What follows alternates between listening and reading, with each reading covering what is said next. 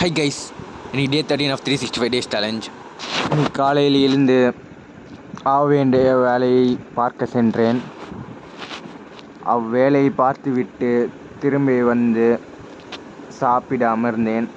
தண்ணி குடித்துவிட்டு சாப்பாடையும் சாப்பிட்டு முடித்தேன். சாப்பிட்டு முடித்துவிட்டு ஒரே குழப்பம் என்னவென்றால், ஒரு அதை முழுவதுமாக இக்னோர் செய்து விடலாமா இல்லை கண்டென்ட் பண்ணுவோமா என்று முடிவெடுத்தேன்.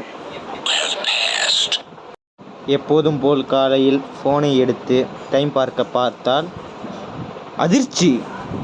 இது கண்டென்ட். எதனால் என்றால், வீடியோலாம் வந்துச்சுன்னா வேறு மாதிரி ஆகிடுவோம் ஒன்று.